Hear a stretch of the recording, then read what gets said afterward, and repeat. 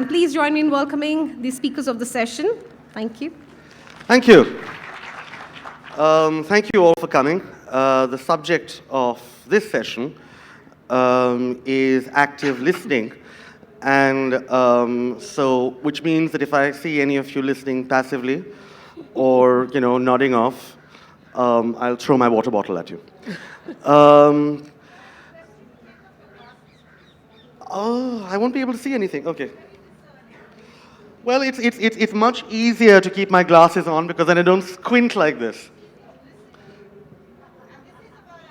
Very well. Apparently, the claim has been made that it's tougher to listen to someone with dark glasses on. This has not properly been investigated by scientists, but I shall take the hypothesis as true and give in to my audience, which is what, of course, journalists do. Right. So we have with us today two people with widely different careers, I think it's safe to say, who have both written books that broadly talk about what in the session's title we call the anger epidemic, which is, I think the best way to think about it is to try and look at what may have changed over the past 15 or 20 years. There was a time, maybe 20 years ago, when obviously people in democracies disagreed strongly with each other.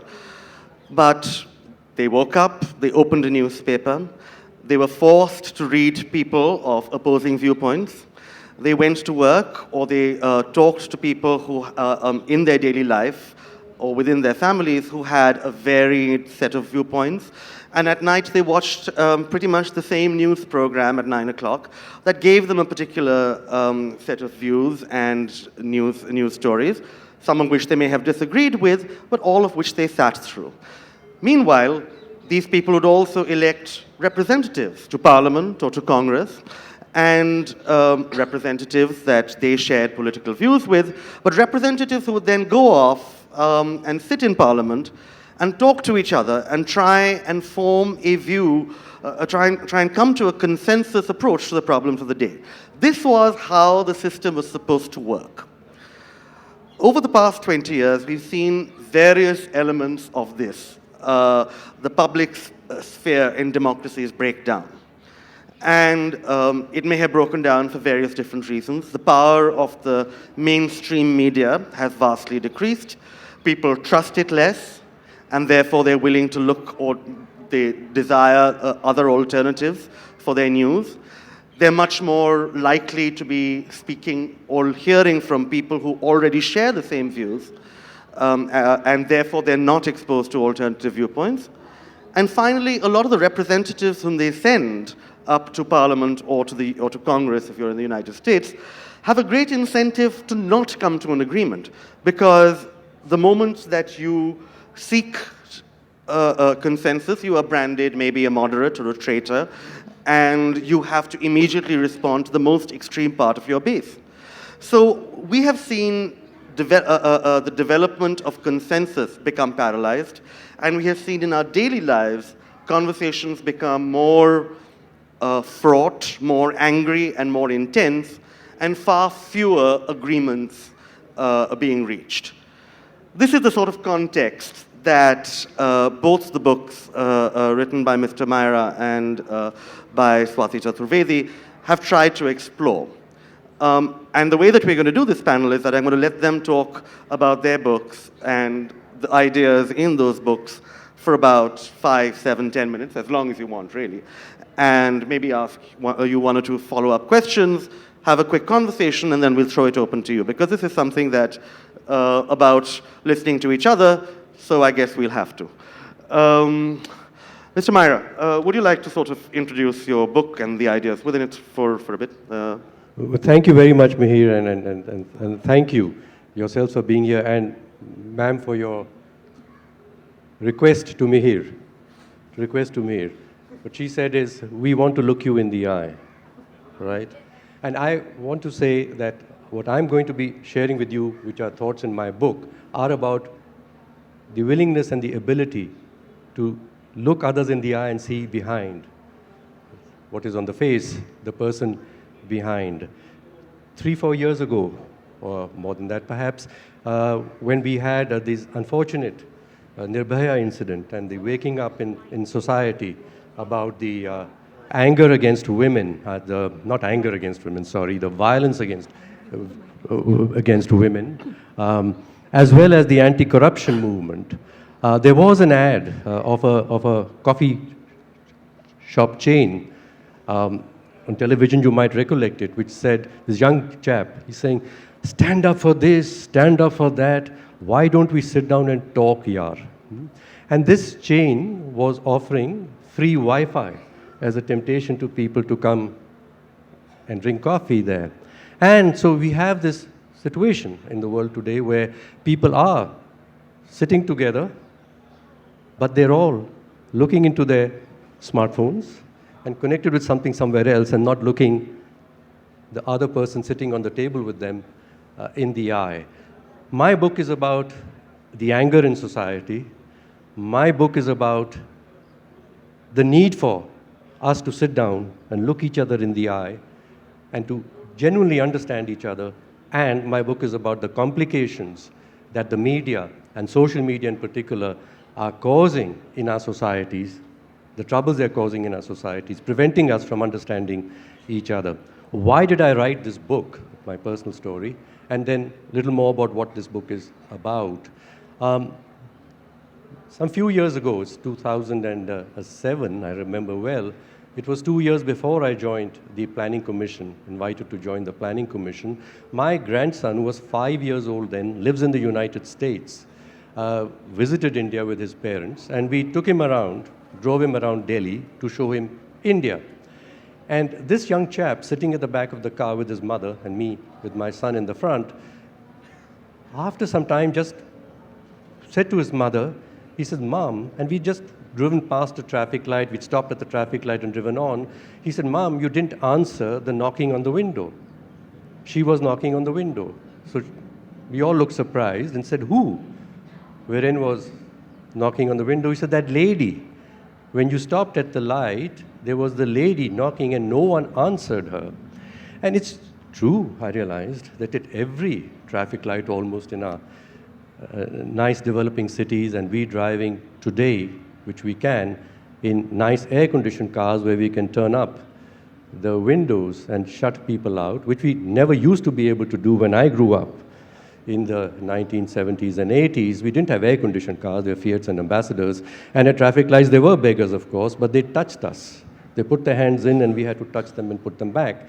And so I noticed something about the change that's happened in society, and to me, you didn't answer her. So the mother said, sorry, Viren. And he said, Mom, why do they have to do everything on the street? And she said, what? And he said, well, Mom, they are eating on the street, they are cooking on the street, Mom, they're sleeping on the street, and Mom, they're even doing poo-poo on the street. Why do they have to do everything on the street? And she said, Viren, look, we are lucky people, we live in a big house, and we've got bathrooms and a kitchen and bedrooms and a living room and so on. These are poor people. India is a poor country. Yes, I know India is a poor country, but this young chap brought it to me so vividly about my connection with the poor people of my country. 2 years later, when I was in the Planning Commission, I just joined, and again this chap was back. He was now grown up at 7 years old, and we were driving the same places, and we were stunned by the statement from the back of the car saying, what the heck is the government doing? Counting daisies? And my son was wondering, what's this expression, counting daisies? He said, look at all the poor people on the road. There are even more poor people on the road. What's the government doing? Counting daisies. That was the time when we had this big dispute in the country about the poverty line, dispute between the government, the Planning Commission, and the economists on that side, and the people of the country. That did the Planning Commission really know what poverty was and how many people were really poor? We're talking numbers. And Viren, I think, made me wake up to the point that we think about people as numbers, and we talk to them in numbers, that their life is improving, because look at the numbers. The stock market is going up, foreign exchange reserves are going up, GDP is going up. Surely your life must be better. Of course, it's not better for them. I got Viren home to tell him that his Dadaji was all right. I just joined the government and I'll do my best, Viren. He said, so what does the Planning Commission do? So I showed him the plans of the last time of the Planning Commission, big books with lots of numbers in them. And he said to me, Dadaji, don't write a book, just do something. So at the literature festival, I'm glad to say, I've been invited here because I wrote a book. I perhaps have done nothing. Now, this is the punchline. Viren went back to the United States, and in his school, all the children were asked what did they do in the summer, and to write an essay on what they did in the summer. And dear Viren wrote a book of 18 pages, all in his handwriting, with illustrations in it. And the book was about the Planning Commission of India, in which he seeks to explain the purpose of this commission. And somewhere towards the back of the book, on page 18 or something, in his handwriting, there's a picture first on the top, which shows a big office, which was my office, which he had gone and seen in the Planning Commission, a big table and a big guy sitting behind it. And in the other side of the table is a stick man. It's a child's impression of a weak, poor person, a stick man. And it's written before there, the planning community, and he calls it the community by this time. The planning community is a place where the poor people of India can come, and there'll be someone there to listen to them. There'll be someone there to listen to them, and then they will not be poor anymore. And I said, there's something here. I'm not hearing people not like myself. I'm talking about them and thinking I'm doing something about them, but I'm not listening to them. Today in India, and here in the festival also, we've had some anger and some disputation.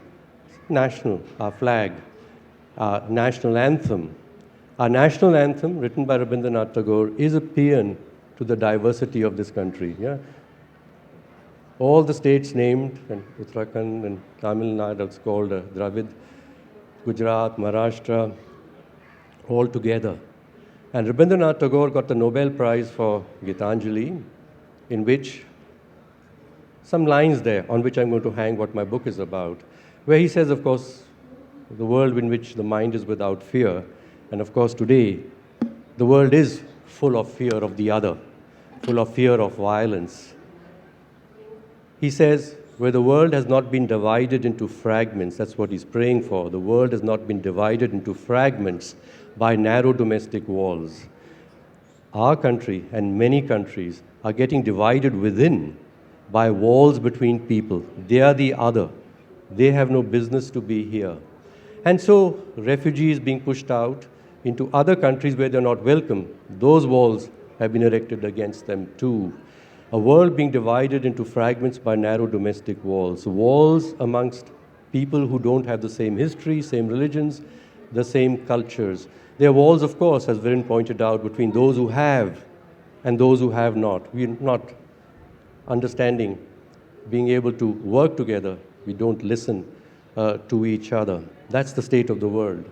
And I write about the different types of boundaries that there are amongst ourselves, how they've originated, and what we might do about bridging those boundaries. He has also, Rabindranath Tagore, in that poem, the line, where the clear stream of reason has not lost its way in the dreary desert sand of dead habit. Now, Daniel Kahneman, the Nobel Prize winner, talks about thinking fast and thinking slow, and the part of the brain that thinks fast or helps you to think fast is the frontal part of the brain. And there's another part, a large part, which is the part which reflects and thinks slowly. As we know about the development of our bodies, athletes, that those who use certain muscles of their body more because they require those for their sport get more developed in those parts of their bodies. And other parts that they don't use or don't need to use so much are not so strong. So you see the shape of a swimmer is different to the shape of a wrestler, to the shape of a long-distance runner. What has been observed now, people who are measuring, the doctors and scientists, the shapes of brains of young children in the United States, that very clearly young children in the US today have larger frontal parts of the brain than young children had 20 years ago. Now, animals need to take decisions quickly, fight or flee. And you need the front part of the brain to help you to take instant decisions, fight or flee. It's the back part of the brain which makes you reflect or causes you to reflect that is it all right, is it good, is it bad, and make more informed views, take more informed views that human beings have larger than other animals have. And so we could be becoming less human and more animal, and why? And they were pointing out that it's the use of social media which requires you to take instant responses. Shall I follow this? Shall I go behind that? And they keep inserting in what you read, these links to something else, and you have to decide, should I go this way or that way? So we are becoming very good at fight or flee on the social media, but very poor, getting poorer at reflection. US college students, this is another study done by psychologists in the US, are exhibiting 40% less markers of empathy for other young people than US students did in the same institutions 10 years ago. So the social media, and coming to yourself, Swati, is very convenient, but it is changing ourselves as human beings. It is changing the cultures of our societies. And in my book, then I come to say that we need to discover again the art of really listening and developing that skill, that art, if we want to tone up our societies. And people say, come on, the world is so complex. How can something so simple as listening make the world a better place? And I say, look, we say that good breathing, which is a very simple thing, take your breath in and take it out. If you do it well, your whole body, which is a very complex thing with lungs and liver and heart and brain, will all get better. So if we could learn to listen to each other better, deeper, look each other in the eye and understand who we are, even though we have different histories, different cultures, not hate each other instantly, which is the first reaction, because you sound different, look different, but to understand each other, we could make the world a better place. And I have a plea that in India, well, we've declared a National Yoga Day. I hope that we would very soon, in every school and college and everywhere, declare a National Listening Day. We will practice how to listen to each other. Thank you. So, Swati, do you listen to everyone on social media? Tell us about your story and your book. Let me tell you, first of all, thank you so much for coming on a Monday morning. I'm delighted to see all of you here. And let me at the outset say I'm a proud, anti-national, liberal, secular prostitute, which is what I get called a billion times, and so does Mihir, which is one of the reasons I wrote this book, because I'm very proud to be a journalist. And unfortunately, social media is such an echo chamber that to take away any kind of agency away from journalists or from mainstream media. My book is called I'm a Troll Inside the BJP's Secret Digital Army, which kind of explores the way BJP had the first mover advantage on social media, Twitter, Facebook, now WhatsApp, and how it took it to a level where they created an entire campaign around virtually mainstreaming hate. I mean, death threats, rape threats, communal incitement, all in a day's work. It's like a call center of hate. So I investigated this because I am a journalist. I'm an investigative journalist. I didn't just want to cry and say, no, don't call me this. I am not that. Do not, abuse me. And what I found was fairly shocking. I found that our Prime Minister follows about more than a dozen people who routinely give out rape threats, death threats, tweet out incitement. And his Twitter feed, I mean, he only follows about 1,800 people. He's followed by millions of people. Is possibly filled with very, alternative news, which I, as a journalist, I mean, we write, hopefully write the truth, and we're accountable for everything we write. Unfortunately, social media is an echo chamber where you can put out anything. Like, I'll give you a recent example. There was a case in Gurgaon where kids were stoned by the Karni Sena, which is from Rajasthan, and people put out 6 Muslim names randomly. This is a lie. But this went viral. So, my fear as a journalist and a citizen of this country is that we are going to start fanning offline riots soon. Because what we are doing is that we are just fanning online hate. I think what Arun said is extremely important. We need to let go of the anger and listen. But how do you listen to propaganda? Because what you're being fed is not people's, individuals speaking, to each other. It is a huge, huge propaganda machine, which is what I explored. I met a troll who agreed to kind of turn, who then told me about the Amir Khan Snapdeal thing, in which he made a remark at a pretty much a fest like this, and the party in power decided that he had to be dropped from an Indian company of which he was the brand ambassador. They sent out petitions on social media. They got him dropped. Now we talk about Make in India. This is how the party in power was attacking an actor and an Indian company. And it's much bigger than journalists being attacked. It is that why in a democracy can the party in power or the government attack its own citizens for having a divergent opinion? I don't think it's fair or that it's correct, which is the reason I wrote this book. I hope all of you read it. Mihir. Okay, so Swati, I just want to sort of follow you down that track a little for a moment. There is a line in the book from someone that you speak to who's fairly high up in the party hierarchy, who says that the internet and social media is technology that is open to all, and the purpose of what is being done is primarily to counter leftist propaganda, Yes. right? Now, in some sense, is that an argument that you can be sympathetic to? And I'll tell you what other people have said in response to that, which is that the way that social media is structured, the way that the news business is structured now, it is biased maybe not towards any particular ideology, but towards the shortest possible statement and the least nuanced possible way of expressing an idea. So whichever side of any debate is the least nuanced, has the least texture, has the least sort of rational argument, but the most emotional appeal, that is the side that is winning. Well, absolutely. I completely agree with you. The person who you're talking about is Ram Madhav. What he said was that, which is something the RSS really believes in, that they have been persecuted. And Ram Madhav is a senior figure in the BJP He's and a the General RSS. Secretary of the BJP, yes. General Secretary of the BJP, yeah. Yes, so he said that, they've been, the RSS has been banned 4 times, so they feel that they've been persecuted over the years. They don't get space in what they call the leftist secular press. And social media in some ways was ideal for them. And it was very interesting because, they really worked at it. They went from shakha to shakha, teaching people how to type on typewriters, to get on to create SM accounts. They have something called digital shakhas now. And in some ways it's perfect because, as Mihir said, there's no nuance. Outrage replaces argument. The more outrage you can generate, the more retweets, the more, you trend something.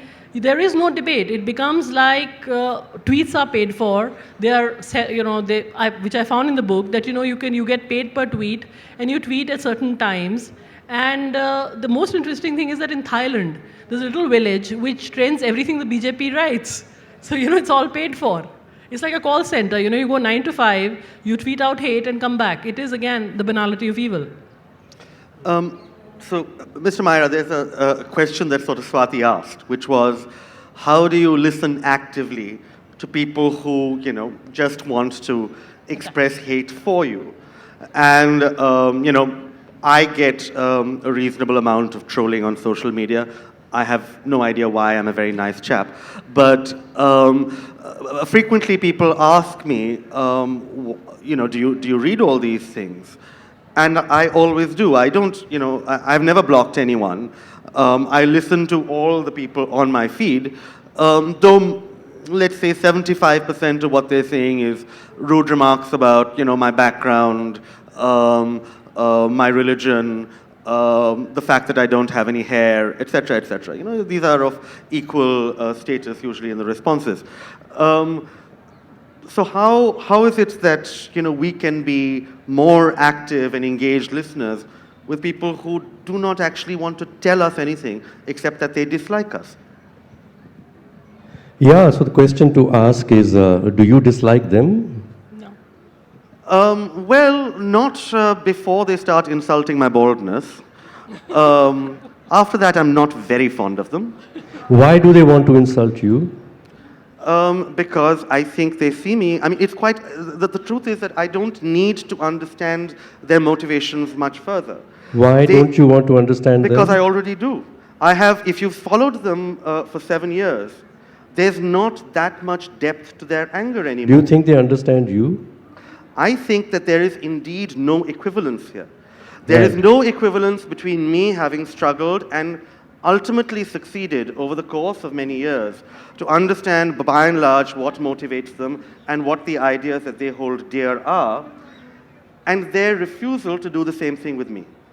There is Right. no equivalence. So I don't think that we can, I think that we're living in a point, for example, where a year after Donald Trump was elected in the United States, you can see the liberal mainstream media and the press and the New York Times and whatever doing 10,000 stories about the 100,000 people, coal miners or the white working class or whatever, who swung the election to Donald Trump. We understand what they think, And I just want to interrupt Mihir but here. they have yeah. never tried to understand what we think. I just want to interrupt So- here. They're called the digital yodhas. They're called the social media yodhas, which means warriors. And Mr. Modi actually had a meet and greet in now 7 Lok Kalyan Marg of the guys who attack us the worst. So what do you have to understand there? It's an army. Well, my book's title is Conversations with People Not Like Us. Yeah? That's the need we need to have. We say, like you said about the US and the Trump, it's now the realization amongst people in the US that even in their own families, brother and sister are not like each other. We don't think like each other. We are not like us. And this is happening in our society a lot.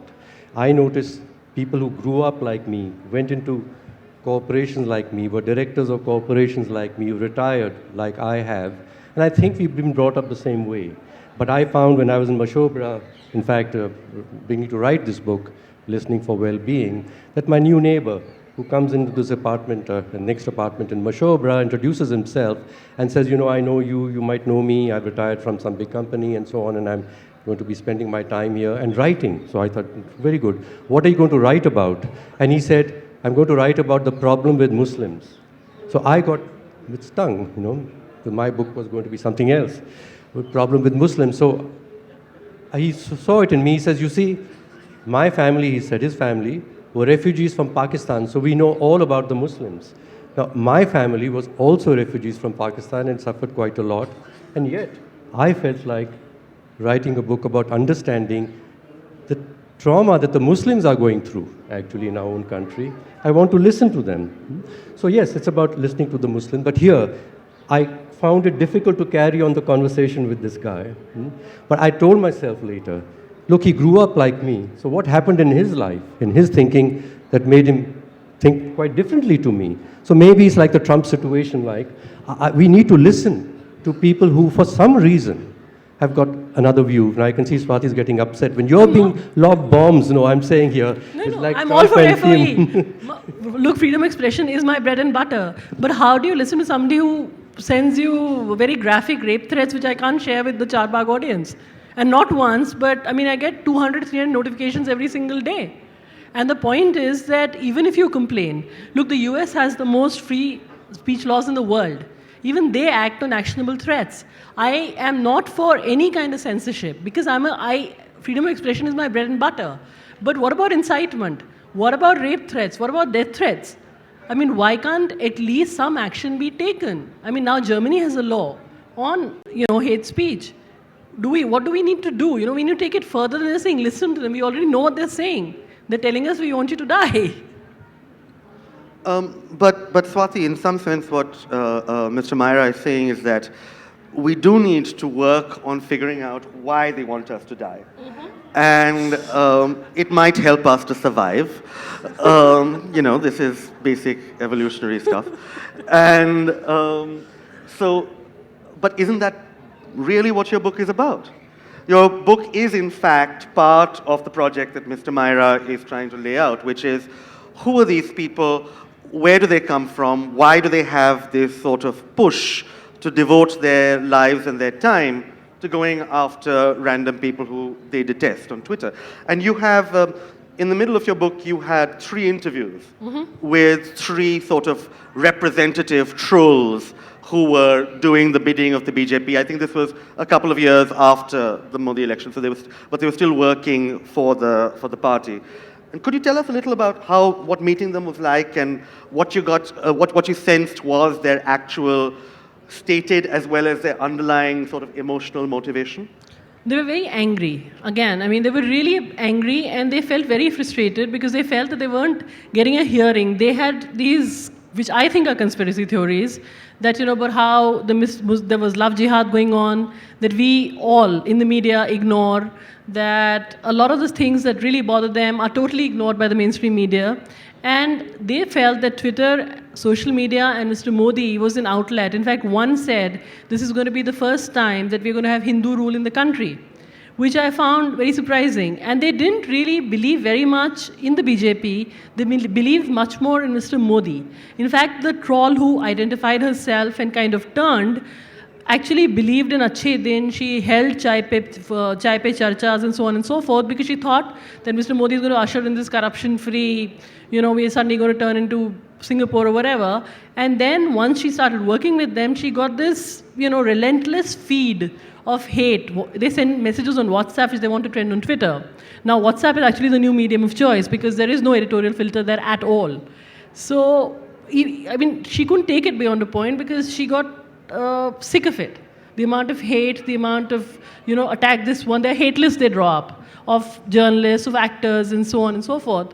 So she just couldn't take it because it was very not what Mr. Modi had promised her as a very devoted voter.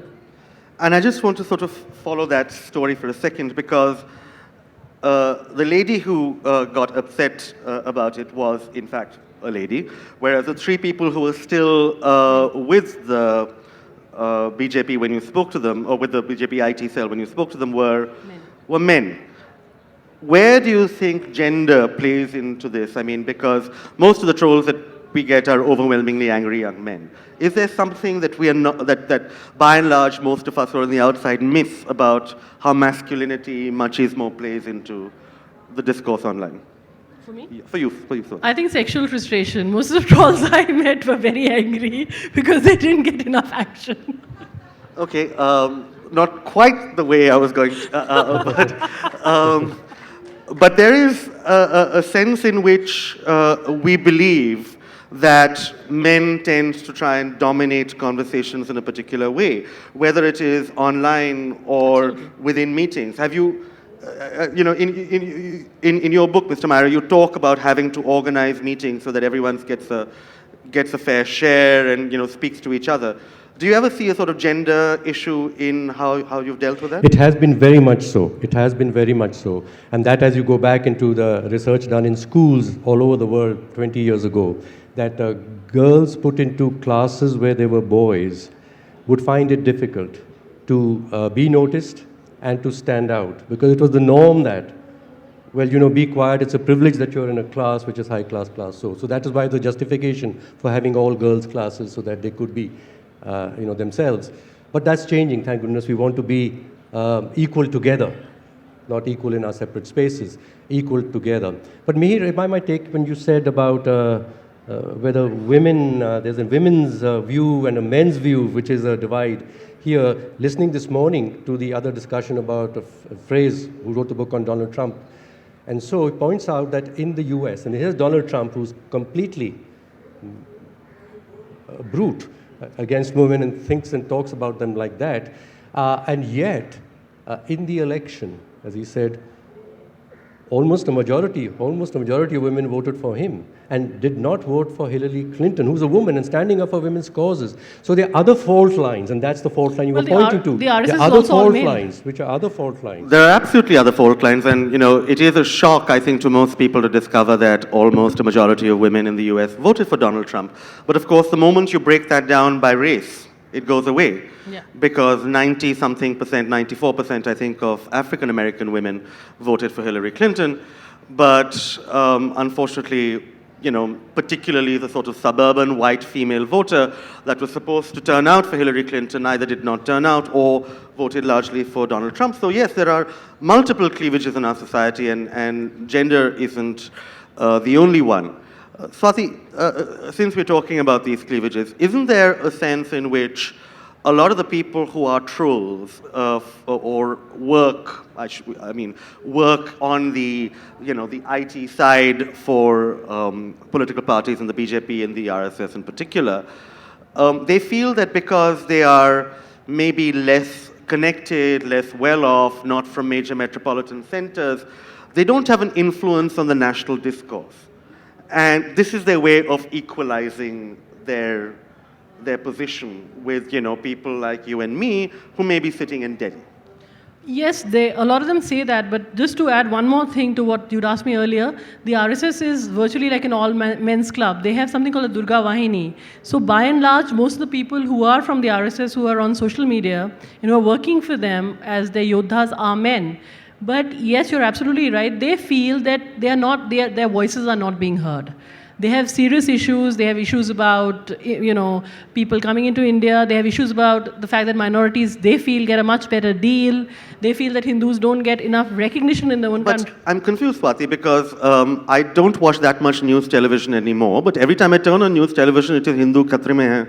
So, how is it that they feel they're not getting space? Every single 9 o'clock program is, Hinduism khatre mein hai. Well, our North Korean channels and our commando channels are ensuring an outrage. Hello, ZJLF. Are ensuring an outrage a day. But, you have to keep the outrage machine going. Which is why, when anything happens, the first thing you look for, or the first thing the IT cell looks for is a communal cleavage, which is what I was talking about earlier. That, kids are stoned in a school bus, and you say that, spin this conspiracy theory and say it was done by Muslims. You are making the minorities, you're terrifying them, you're persecuting them, but yet you still feel persecuted. To me, that is the biggest takeaway for myself from the RSS, from the book, that, while they're actually in power, they're actually persecuting people, they still feel extremely persecuted. So, Mr. Maira, what we get from Swati's story here is a sense that if you have an effective social media organization, you can in fact create a parallel universe with what Kellyanne Conway called alternative facts. Suppose you believe in facts as traditionally understood, and you're sitting across the table from someone who believes these alternative facts. How does one go about having that conversation? How does one go about persuading them, maybe that what they believe, what they see, and furthermore, what they think they have a rational basis for believing is not in fact the case. Right. I'm from the management world most of my life, and there's this big statement in the management world, used here by Narayan Murthy too. When we have a discussion, we tell everyone, bring the facts, don't bring your opinions here. God is the only person entitled to an opinion, we must work on facts. And I would tell Narayan Murthy, I said, look, I was brought up a little earlier following reading management thinkers like Peter Drucker, the world's best management consultant so far, and a statesman. And Peter Drucker would say, and he used to interview the CEOs of the biggest companies of the world and the presidents of the United States. He said, when I go to meet these powerful people, I never ask them for the facts. I ask them first, straight away, what is your opinion? Because any smart person can find the facts to support his or her opinion. So let's not waste time trying to struggle through the facts to find out what this person believes and why this person believes that. So I do start with asking you, and I can hear you, I don't even ask you sometimes, it's in my face, your opinion. Then I want to gently, if I can, not feel so hurt that I want to shut away from the conversation, like with my new neighbor in Mashobra, ask you, tell me something about yourself. How do you come to believe this? But it is curious to me that I can't believe this. So evidently, you're a human being like I am. But there's something in the facts that have been in my life which have led me to a different belief. What is it about your life that could lead a very good human being originally? I must give that to people. You can call them evil or good. And Swati, yes, there are some people who will use violence just to put down others, and I don't respect that. But everyone is not like that, yet they hold such views. And I want to listen to how did you come to those views. It will make me understand two things, or three things I might say right away. The first is a person, another human being. The second is the circumstances of what's going on in our society in which such views are being held by a larger number of human beings. And very importantly, if I'm listening while the other person is speaking, not just to the other person, but to the objections that are coming up in my head, I'm listening to myself and beginning to understand my own prejudices a little better.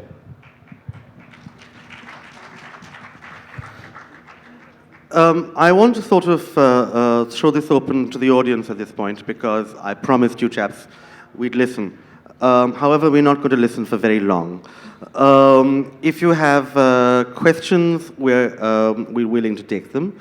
Please try and make them questions so that everybody gets a chance. Thank you. Let's start with the lady in the red salwar kameez. Magenta, pinkish. No, on your right, whatever that color is. Okay. No, you, yes. Magenta, pink. Pink.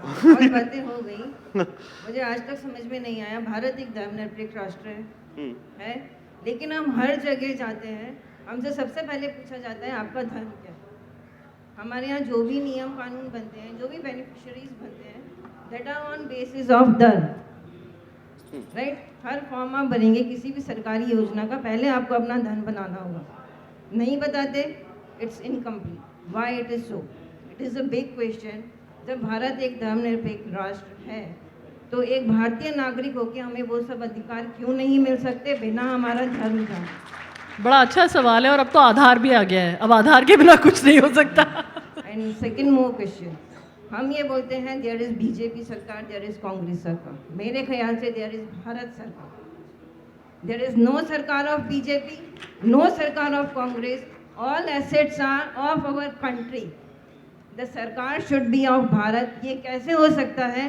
कि 5 साल पहले जिसने सरकार चलाई उसने जो योजना चलाई वो सारा पैसा पानी में फेंक के नई सरकार आके बीजेपी सरकार बन के नया करेगी या कांग्रेस सरकार आके नया करेगी it is all waste of money of public paisa किसी सरकार का नहीं है पैसा पूरे राष्ट्र का है तो सरकार बदलते ही वो सारा पैसा बर्बाद क्यों होता है Thank you. Actually, okay, there are two fun questions there.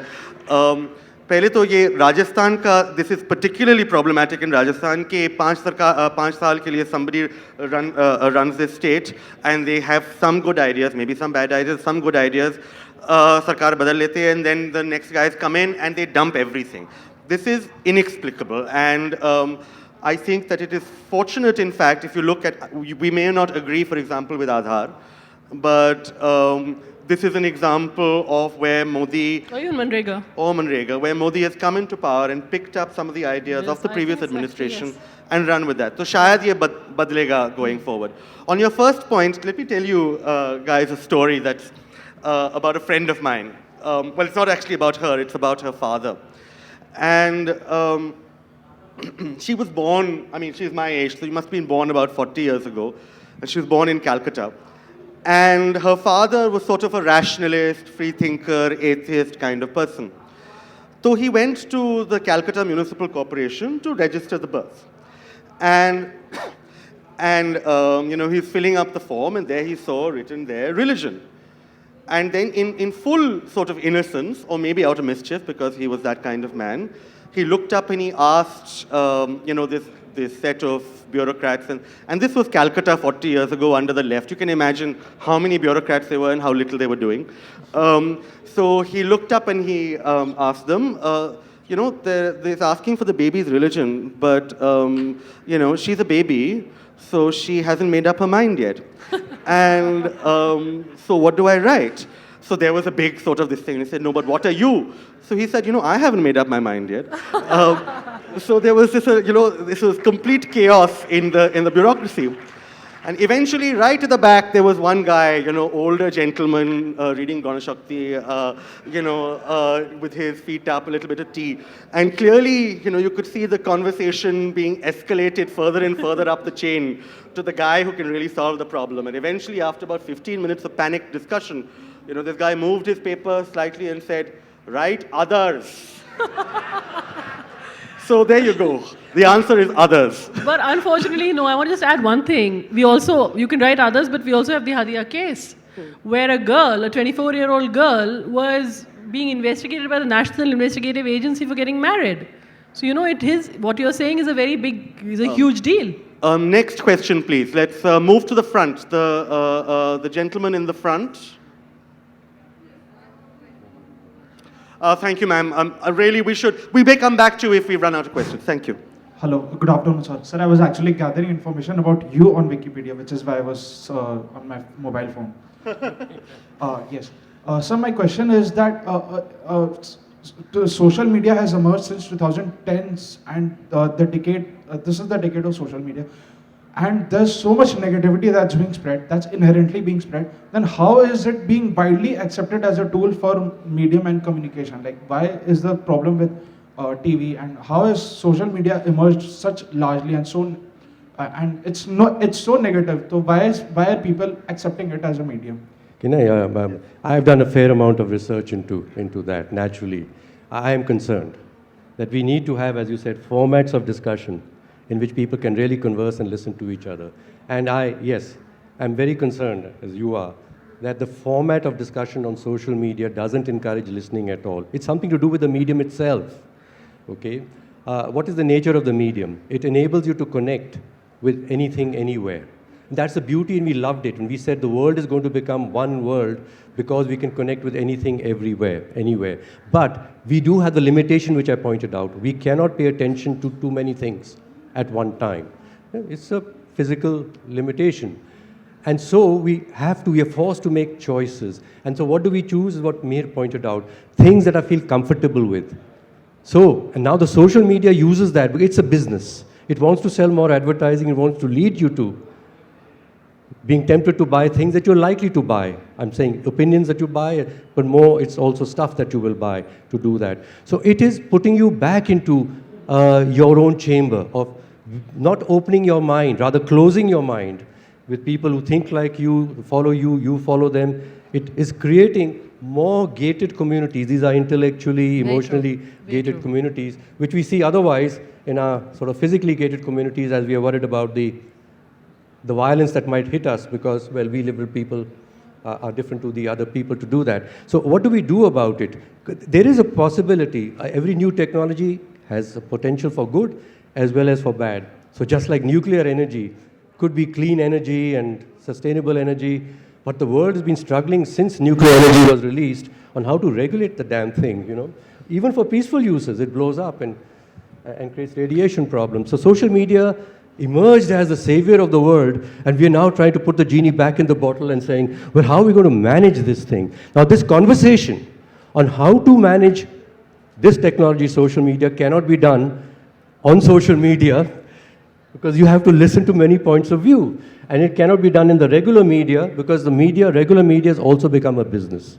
And the business of business is to make more money. And so if people are going along, and it's easy to go along with things that you instantly like, and they say, but that's what people want. They want the shallow conversation. They switch on when they've got these people shouting at each other on television. As a business, I must give people what they want. And my answer is, no. Selling hard drugs is very good business. People seem to want it, so give it to them, and you can make a lot of money out of it. But you've got to have a moral, ethical judgment yourself. And for the media, certainly, because it's a public good. It's like nuclear energy, can do many good things and do extremely bad things. What is your conscience here? The media cannot be a business. And social media and Facebook is now beginning to admit, oh, we are not just a platform. Then they said, okay, but we are a media. Then poor Mark Zuckerberg, rapid learning, he's saying, oh, but we are also a public good. Now figure out how you run a public good. I would agree with him. Salman Rushdie said the truth is the most contested reality in politics today. And what social media is doing is actually fighting over that. And it's completely an echo chamber. You can be very safe, as he said, in a gated community where you only hear views which just reinforce your prejudices probably or your biases. But I don't know. I don't know if Mihir has any ideas of what a solution to this could be, because it is now being used as a propaganda tool a lot by anybody who's got that kind of spread, political parties. Well, I think that, first of all, why is it so popular, even if nobody likes it? It's addictive. It is like an addiction. It's like, I'm a cigarette smoker, I hate it. All right, I don't want to smoke cigarettes, but I now have an addiction. The same way, I know that Twitter is bad for me. Twitter makes me irritable in the morning. Twitter tells me things that are nonsense. It is full of people, who want to see me dead. But I turn it on anyway, and I scroll through it. It is an addiction. It gives me a little hit, And for everybody else who's on Twitter or Instagram or Facebook, it is a little hit. You're present, something like Instagram. You're always checking, did anyone like the plate of kebabs that I had yesterday? All right? And frankly, it's a terrible plate of kebabs. It didn't look nice. It's one sort of mushy mess of brown. Yeah. But 7 people who like everything are going to like it, and then you're going to feel good about that.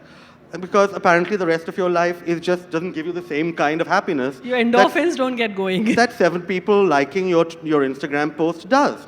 Now, the fact is that people have suddenly discovered this thing which works on your brain almost like a drug. Yeah. And now we're going to have to deal with the impact of this pseudo-drug on the larger society. And the truth is that even though the companies themselves are trying to work out what they can do about it, there are no good ideas. Yeah. And this is about something this is in many ways a social problem that we have to work out how to control ourselves. And we're not there yet. Yeah. Okay. One more question. Well, let's go a little further back. There's a lady Yes, there. could you go a little further back? Yeah. There's a lady right there in red. Yeah. And there's a lady right in the corner. There's a guy there. Hello. Yeah. Do you feel that all those who raise their voice rise it to be heard, or is it just to create noise and major distraction from the real things that we need to focus upon? For example, the Padmavati motion that's going on all this while. The Caravan magazine talked about it, that it was a major distraction from the Loya case.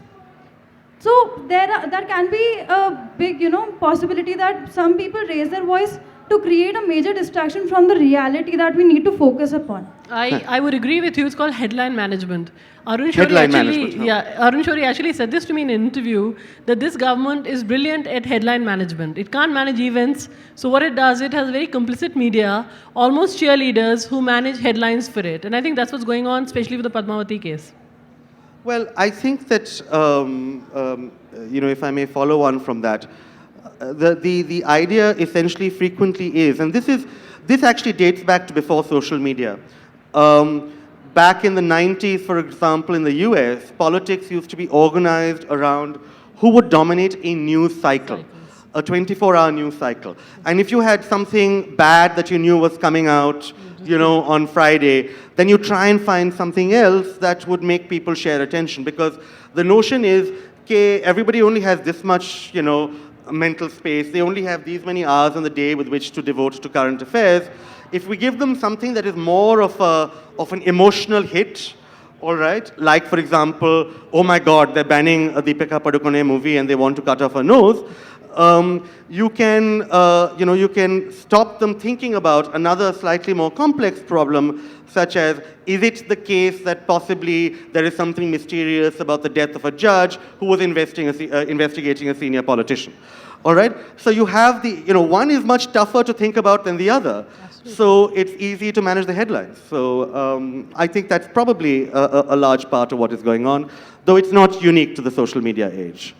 All right, where is the person with the mic? Can you go right to the back? Because I don't want to just ask people in the front. Is there anyone in the back who wants to raise hands? 3. Okay, there's the gentleman in the baseball cap and white, yeah.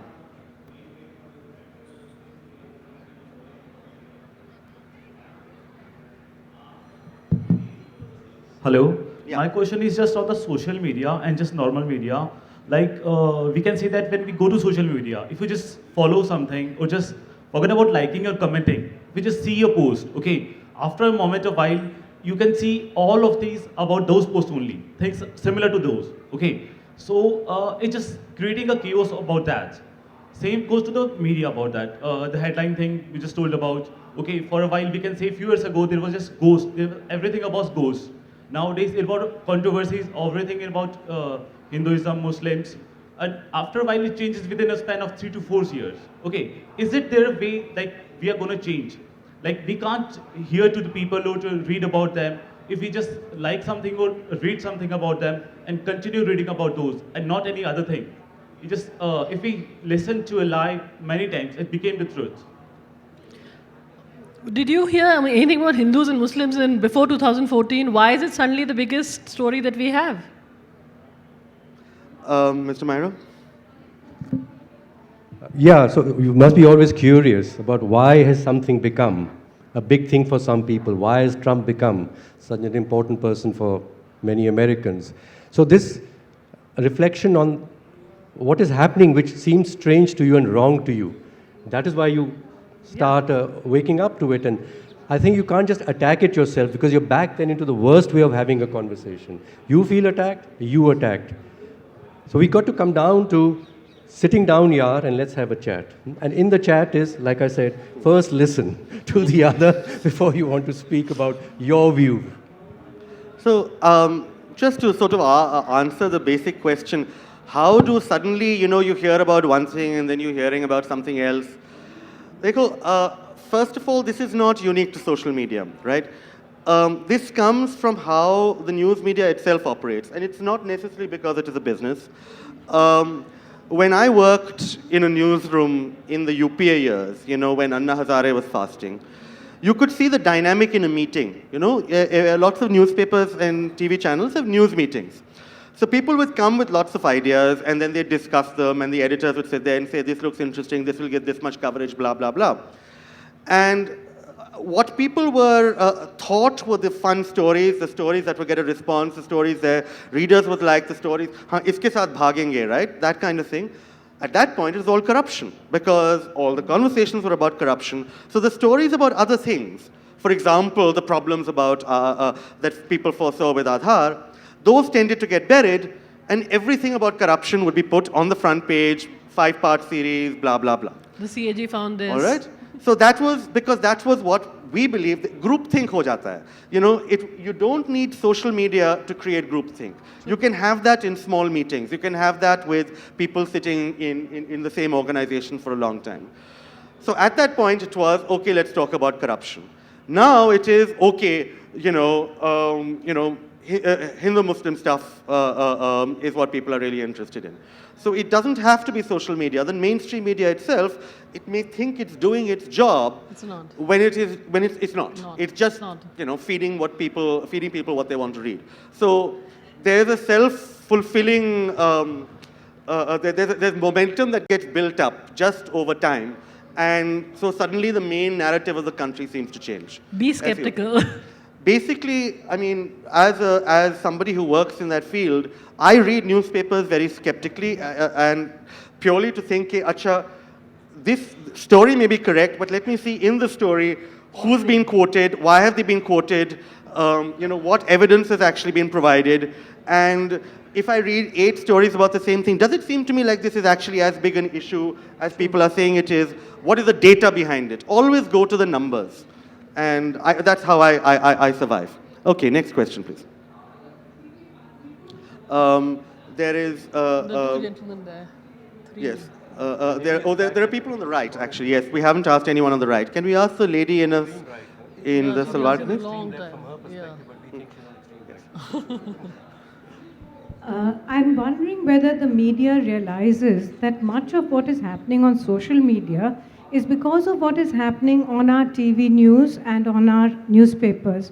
Because in our TV and newspapers, we have stopped thinking, we have stopped giving proper arguments, we are just giving opinions and hitting the same point over and over again. If you look at any of the 9 o'clock news channels, which I never do, I switch them off as soon as they come on, I find that people are just there to make noise. Why aren't we having dialogues? What happened to those beautiful debates which we used to have on TV? Thank you, ma'am. And when we bring that back, I'm sure the social media will follow. Mr. Maira. You hit something which is very close to me, right? I'm so worried and have been and now switched off myself. But I would get invited to, on sensible channels, into a discussion on important things. And they would prep me beforehand that I hope you'll take that view, because they wanted to make, because I'm having so-and-so, and they will take this view. You can't all be agreeing, it'd be so boring. So I hope you'll take the other view, right? Because they want to make it entertaining. Let's forget about the business, right? I want to make it to please my viewers. My viewers want entertainment. A big fight is more entertaining than people gently agreeing with each other, okay? So we can't have that. The media is, like he's pointing out, the people choosing the headlines and the story are looking for what people will want to read. Otherwise, no one's going to read your paper. And for me personally, then it comes, and people would say to me, why don't you get onto social media? You need to be, your views need to be heard. But then I'm going to have to, learn how to be noticed on social media. And to be noticed on social media, which by the way is a problem I struggled with the mainstream media before, you got to be angry, you got to be saying something provocative, otherwise no one's going to want to read you. So, two things. One, I become someone else. I'm no longer who I would like to be. For the sake of being noticed. But then you say it's a good thing. Unless voices like yours are noticed, how are we going to hear this? So there is a challenge here, that the media which is popularly used is not enabling the quiet voices which are asking us to sit quietly and listen to each other to be heard up there. I have one thing. Swati? I just want to say one thing. Why don't you people vote with your remote? Everywhere I go, I hear about the fact that, you have such aggressive anchors, such fights happening on prime time. Why are those channels still watched? I don't know. Why does everybody complain and still watch them? And I have to add to that to say that actually TV news and the newspapers have followed social media. TV news now wants to trend on Twitter so that it wins. But, I mean, come on. How many of you paid in the last week for news? Yeah. Put true. your hands up. How many of you paid even a rupee for news in the last week? And why do you watch One Commando person in the channels? front. I mean, if you guys can't go out and pay 20 rupees a day, for example, for news, then you're not going to get any news. So don't, get on your high horse and yell at me Why don't you for vote being with your part remote? of an industry which doesn't do its job. Notice the we versus them already Immediately. coming up here. No, but why do you watch it? Yeah, so there we go. I think we've run out of time, and I will use my privilege as moderator to give me the last word. But thank you all for coming. I think we really enjoyed the session.